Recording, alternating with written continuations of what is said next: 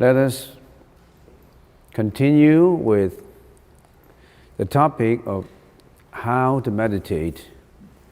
And just as a regurgitation, meditation is in two parts: calming down or stabilization, introspection or contemplation. Stabilization is in three parts: counting, following, and stabilization itself. That is, counting, following would lead to stabilization or calming down the mind and relax the body. And then there is introspection. Introspection is to introspect, contemplate within. So it includes introspection, turning, and purification. These laid out the format of the whole picture of meditation. In one slide, it lays out a picture. And then we say, okay, how do we prepare for it? What is the actual process involved? How do we do it? So the actual process involved, we say, of course, the sixth aspect: counting, following, is the preparatory part. Prepare for it, preparation. Stabilization, introspection, and turning is the actual cultivation of it. And then there must be realization according to cause and effect. Preparation, cultivation is the cause. Realization is the effect. In everything, according to the concept of conditionality, cause with conditions leads to effect. So preparation, cultivation, and realization. This is the process itself. And of course, even before preparation, there is something that we already talked about, and we call it the prerequisites of meditation. It's just like when you go to university, you have to have certain admissions requirements. There are certain prerequisites that you have to fulfill in order to be a registered student. If you don't have those prerequisites, you are probably just like a sit-in student. There's a difference between a sit-in student and a serious registered student, right? A sit-in student, he doesn't have to go through examination. He doesn't have to buy a textbook. He doesn't have to attend a lecture. It's different. A sit-in and a registered student is different. What are these prerequisites? Which we need to mention some of these prerequisites, right? We said we have at least 5 prerequisites. The first one is observance. That is before preparation, right? Prerequisites before even prepare yourself. You need these requirements in order to sit, in order to meditate. What are these requirements? First one, observance of moral precepts. In other words, you have to have a high moral standard to qualify yourself for meditation.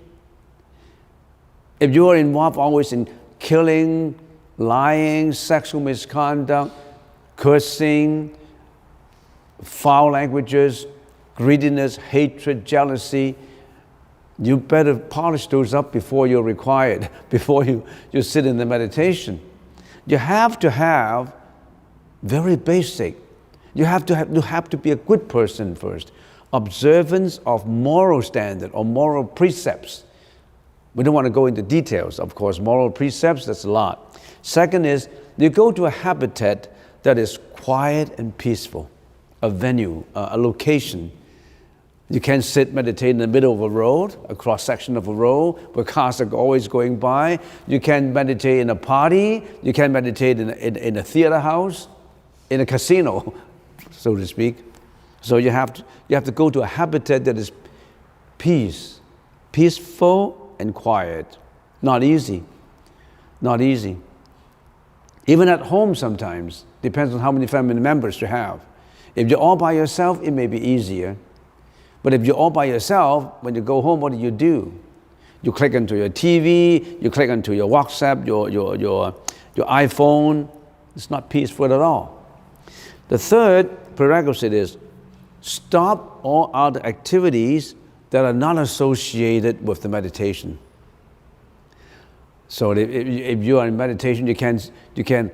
I want to do a yoga practice. I want to do a qigong. I want to do a kung fu. I want to do a calligraphy. I want to go do, so to speak, they beautify the name. You involve with flower Zen, tea Zen, walking Zen, all kinds of Zen that you attach a word to. Is that meditation? Or even party Zen, music Zen, lots of Zen. Okay, so you have to stop other activities and just concentrate in meditation. Number 4, simple food and living. Simple food, simple living. Regulate your good habits. You don't go to sleep at 3 o'clock playing your computer games until 3 o'clock in the morning and then get up at 10, 12 o'clock and then you do meditation.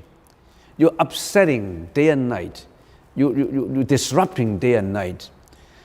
Your system synchronizes with the natural phenomena of day and night. Don't turn your day into a night and night into a day. Don't turn your body that should have been living in the daytime, you're living in the nighttime, and nighttime in the daytime. Okay. Number 5, accessibility to genuine teacher or teaching. You got to have a genuine, authentic teacher or genuine, authentic teachings, whatever. Sometimes you may not have a teacher, but at least you have to expose yourself to the right, authentic teaching. So don't go to a teaching that is not appropriate, to a teaching that is not taught by the Buddha, that is something else. So these are the 5 prerequisites. And I hope you do have those prerequisites. Okay? So this is just a repeat and a regurgitation. And last time, 3 lectures ago, we were talking about turning. And some of the devotees in here, 1 or 2 devotees in here expressed to me that turning is not easy to understand. As particularly, you know what is turning? Turning is when you are doing counting, following, stabilization, introspection, you are using the subjective mind, introspecting with concepts, and introspect an object. Concepts are object. In other words, you are using sunyata, emptiness concept. You are using paticca samuppada concept. You are using impermanence concept. You want to purify your mind concept. You are using all kinds of concepts. You're using your breath, which is the external object. You are contemplating also on the flow of the qi or the flow of the breath. All these, your mind is using this to introspect. But turning is something different. You want to get a question, not just query about the object, not just introspecting the object. You want to introspect your own mind. I want to turn back to my mind and say, are you right? Is my mind right? Is the subject right? Because you are using the subjective mind to introspect objective concepts, objective things. Now you want to do it a little bit more detail. You want to get back to the source of the thinking. What is my thinking? How does a thought arise? How does my mind work? So there is turning back to the mind, turning back to the subjective mind. You are returning to the direction of the origin of introspection. Where does this mind arise, this thought arise? One should return to the source. Because you have been very subjective, using the mind. Now you want to analyze not only the object, you want to investigate only the object. You want to investigate your own mind, reflecting your own mind. That is what we mean by turning. And I remember one or two devotees told me that it's not easy to understand turning. So I would like to use the next half an hour to take a look at turning again, just to understand it properly. It's not easy to understand because you're analyzing your own mind. You're analyzing every thought that comes up from your mind. How does it arise? Where is your mind? What is the origin of this mind?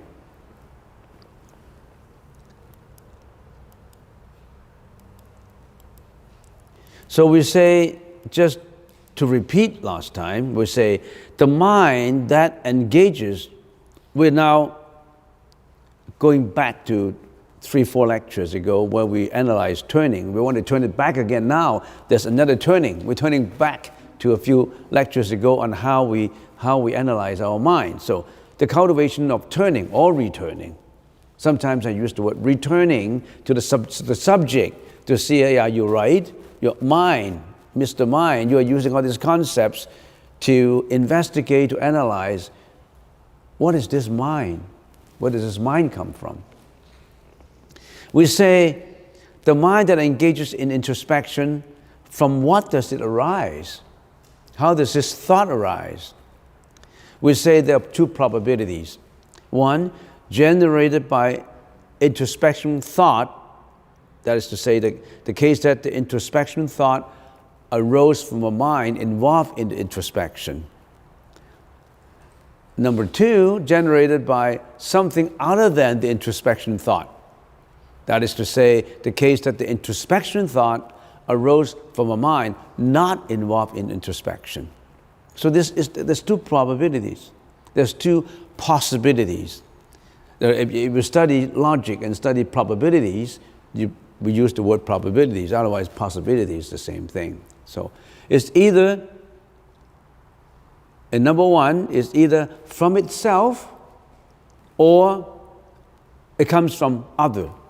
In other words, this thought comes from itself or from other, right? The two probabilities. It's either from yourself or from other.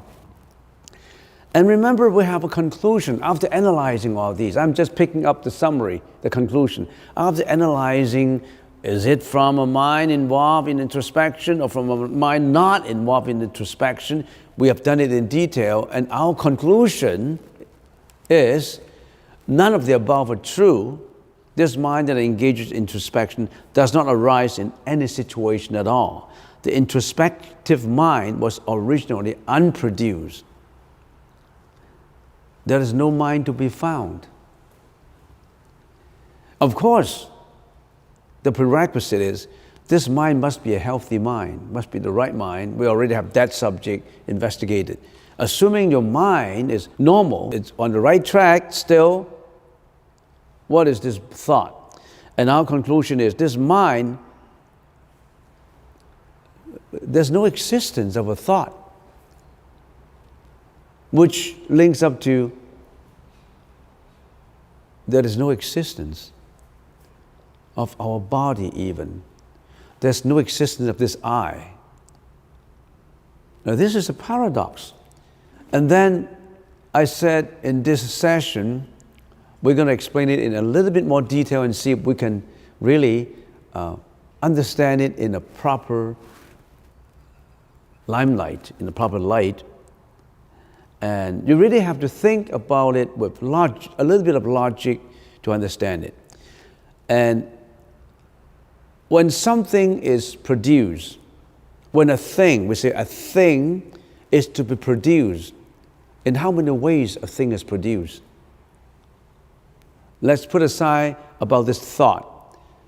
Everything in the universe, when something is produced, in what ways they are produced? In what way the world is produced, is created?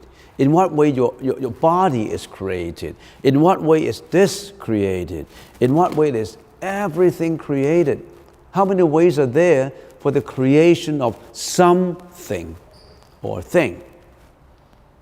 Let's analyze that. And when we analyze that, we have to say, we have to analyze according to the Buddha's exposition, not according to my exposition, according to what the Buddha said. What did the Buddha say about existence? About if anything is to be created, anything is to be produced or comes into being, what are the ways that it comes into being? How does our body come into being? How does a thought comes into being? How does anything at all, a molecule, comes into being? The Buddha said it comes in 4 ways. And Nagarjuna, a later philosopher, explained it in more detail according to what the Buddha said he expounded it in Madhyamaka Sastra. Now, if you don't understand what I talk about, you can Google it and say, Madhyamaka Sastra. What does it mean? Madhyamaka Sastra is a full analysis of how is this world created? How is anything created? Going back to the source. How is this thought created? But for half an hour, let's bring out Madhyamaka Sastra.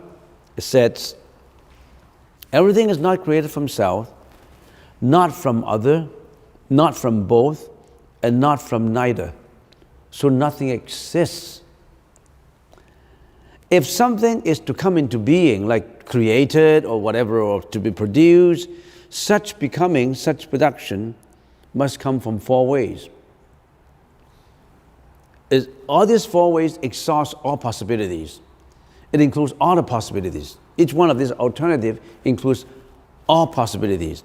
It's either from a self, from itself, or from other than itself, or from a combination of self and other, or from nothing.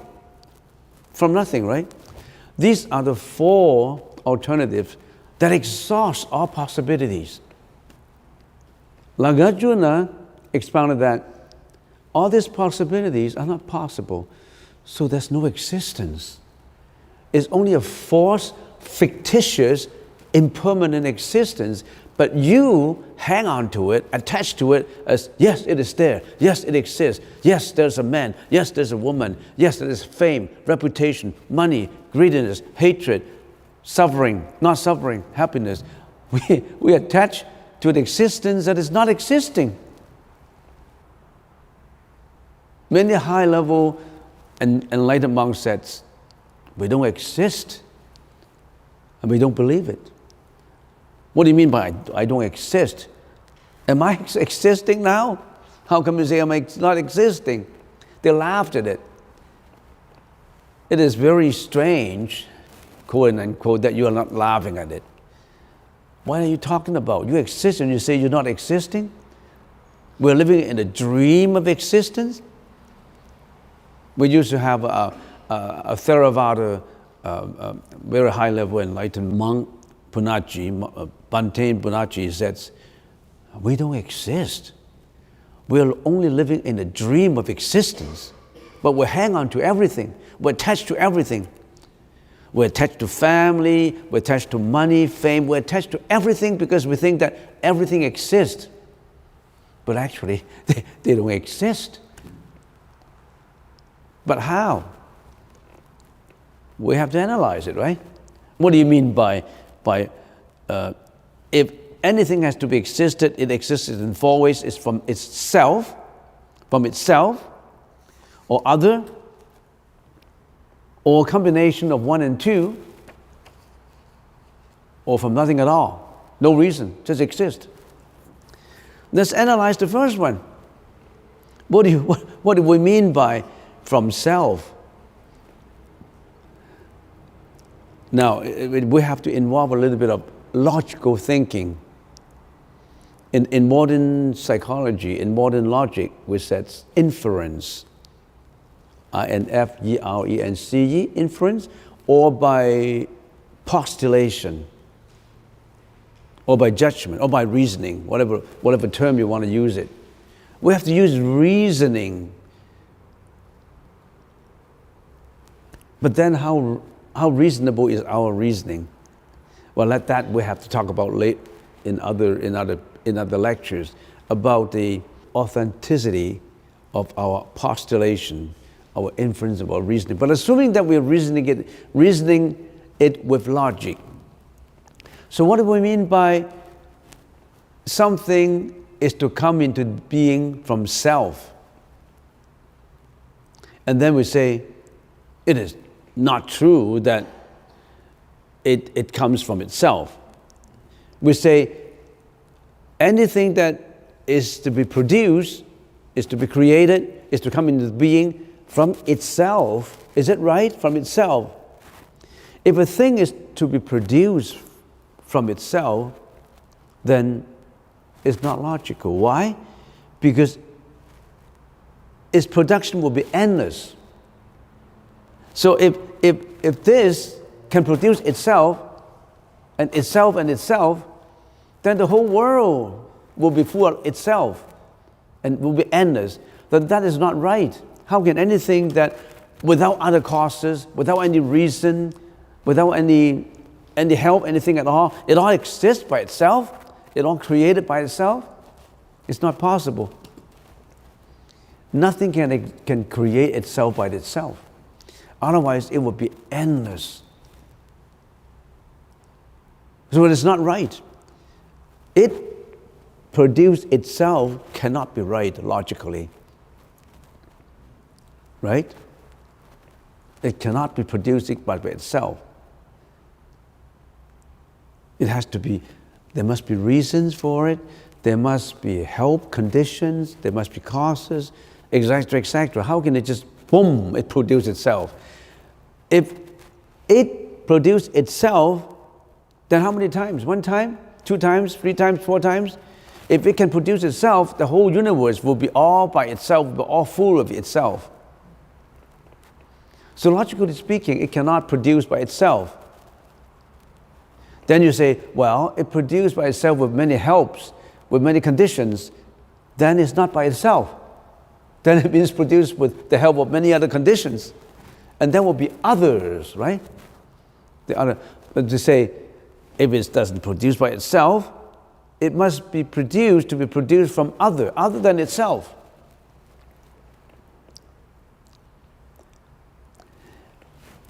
A thing to be produced from something other is again illogical, not logical.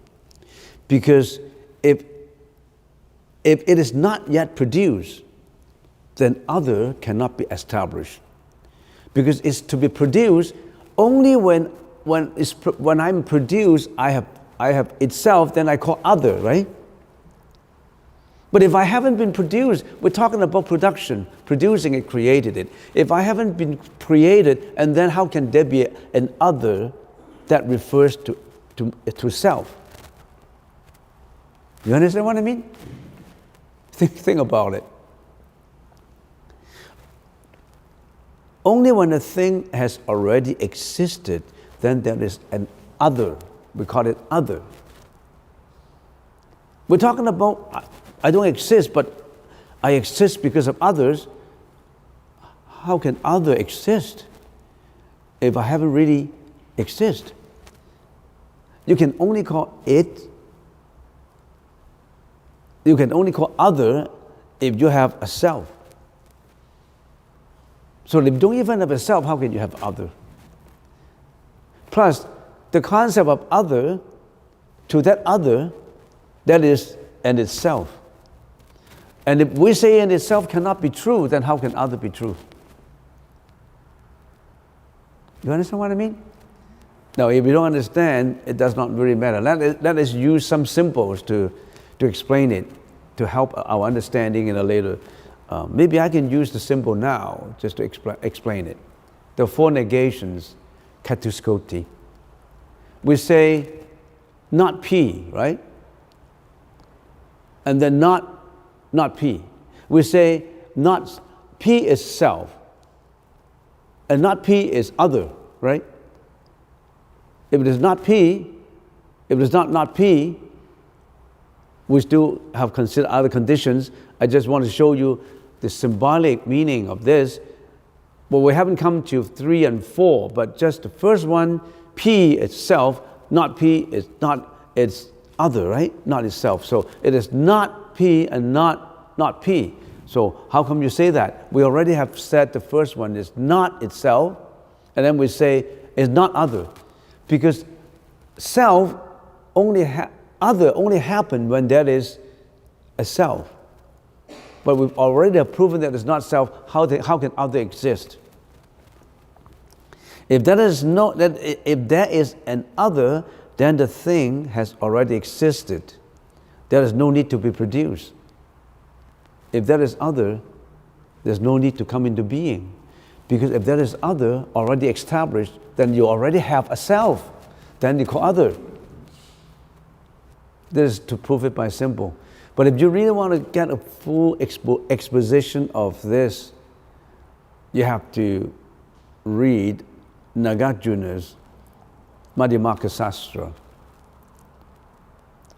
But this is just for the purpose of understanding it. You don't really have to go into the deep logical thinking of it if you believe it. If this is just for people who say, no, I don't follow what you mean, I don't agree, then you go through the logic. Only for people say, I don't believe in what the Buddha was talking about. Is there any logical reasoning? Then you go through this. If you say, I believe in the Buddha, why do you need to go through this? You understand what I mean?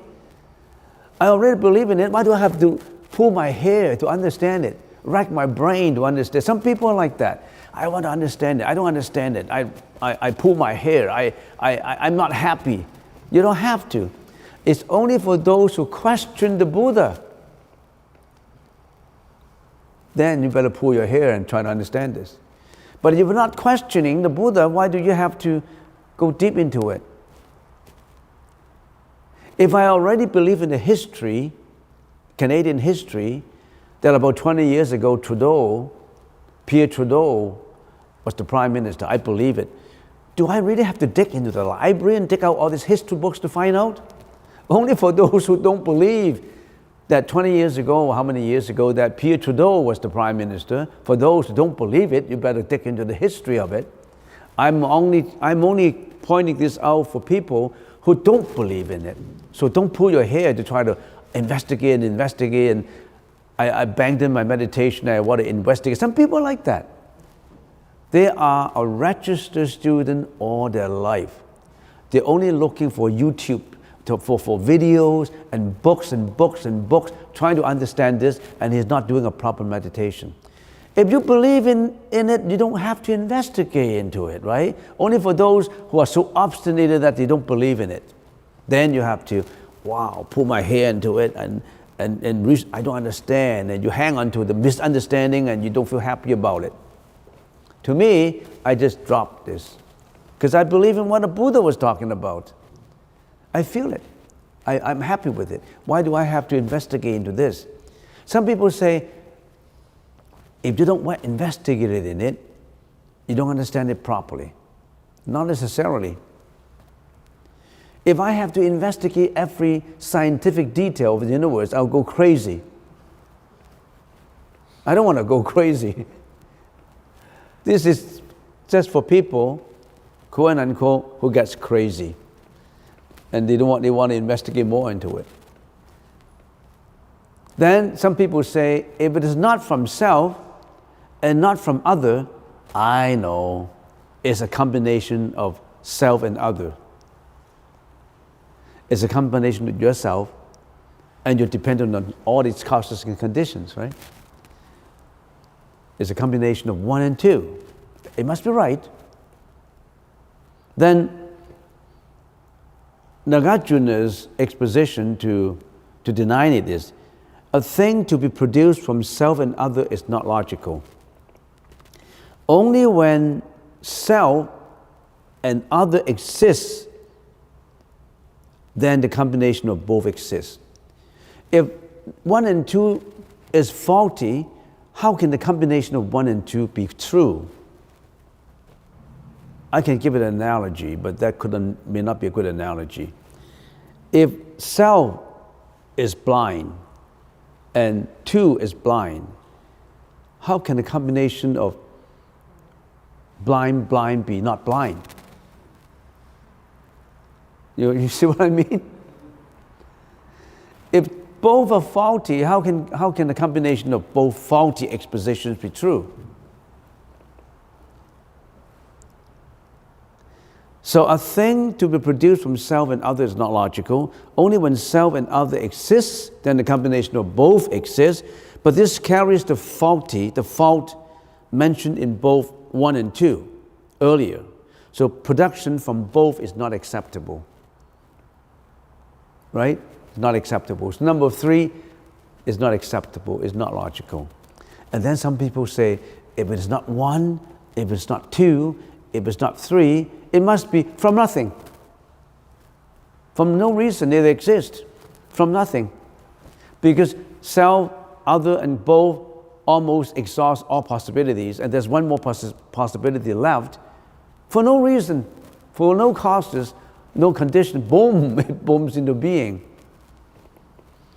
And then Nagarjuna in the Madhyamaka Sastra says, a thing to be produced without a cause is not logical, because it violates the truth of conditionality. If such is the case, the production will be endless. If from nothingness it exists and exists and exists in the whole world, if everything exists endlessly, and it's not possible. So these are the 4 reasons, the Madhyamaka Sastra, to prove that there's no existence. Existence is only fictitious. But we firmly believe we exist. That's our problem. We think our greediness exists. Our struggle for... We don't have an existence, but we struggle for existence.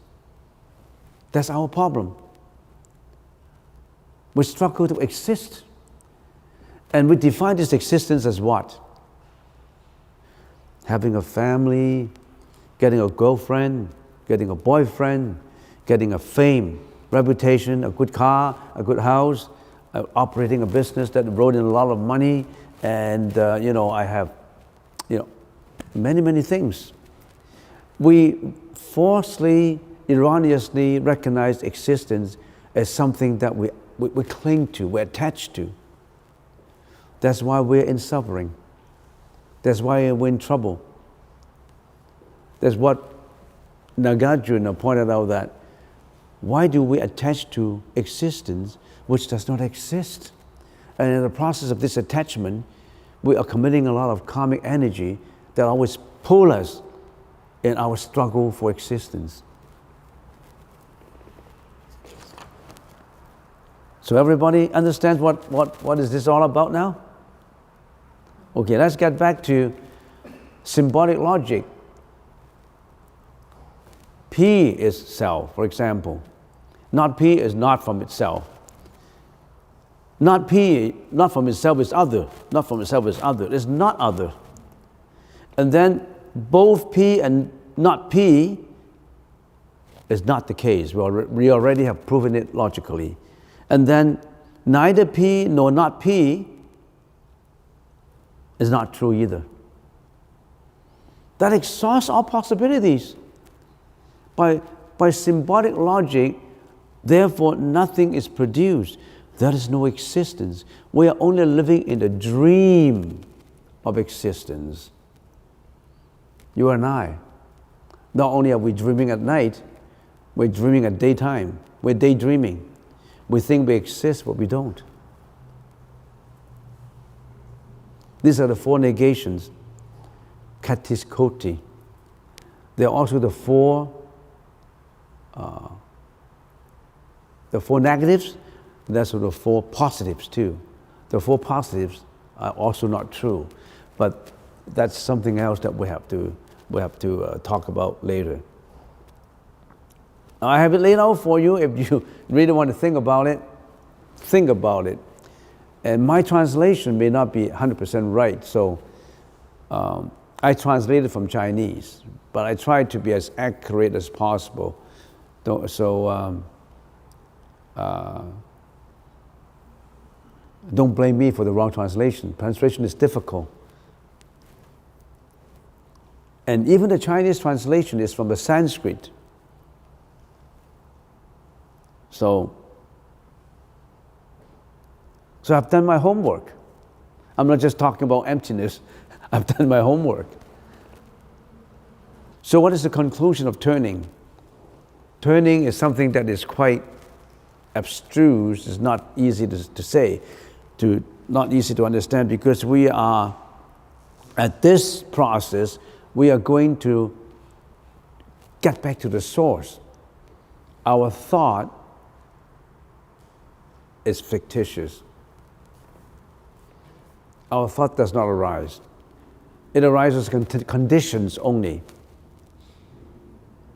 And of course, some thoughts are authentic and right. Some thoughts are not authentic and fictitious and leading to bad karmic energy. Some thought leads to wholesome energy, good thoughts. Thoughts of compassion, thought of loving kindness, thought of morality. Those are wholesome thoughts. Thought of cruelty, greediness, hatred, depression, anxiety, fear, jealousy, hatred, anger, you name them. Those are unwholesome thoughts. Unwholesome thoughts will lead to unwholesome outcome. Wholesome thought will lead to wholesome outcome. That is what works in this universe of karmic energy. And because of what we have done, we are rowing in life and death, bury ourselves in the struggle for existence. The time when you know that existence is not true, because you're not hanging to existence, you start to what? To purify yourself of all this karmic energy. You hang on to existence because you're not purified. We hang on to fame. What do we hang on actually? What does our mind hang on? Let's talk about a little bit more about what we hang on. The 8 vicissitudes of life. Astalokidharma. We hang on to gain and loss, fame and ill fame, praise and blame, pleasure and pain. We hang on to the good, we hang on to things we like, we hang on to things we don't like. We're attached to them. And we don't have time for this in this session. Maybe we'll go on to the 8 vicissitudes of life in the next session. In our existence, we hang on to this. We think we exist. It's a chain effect. We think we exist. We struggle for this exist, and in the struggle for existence, we hang on to what? Gains. We hang on to gains. We hang on to fame. We hang on to praise. We hang on to pleasure. Because we think we exist. Because of this hanging on, clinging, attachment, we create bad karmic energy that pull us down in life and death. The Buddha said, don't hang on to these. But we don't believe it. The Buddha said, because you don't exist. Because we don't exist. We don't exist. We exist in this world, but we only exist fictitiously for temporary time, for a short period in the world of changeability. We have to transcend this kind of existence. We have to transcend this kind of existence that is creating a lot of bad karmic energy and lead us into suffering. How do we get away from this? We'll go into next time.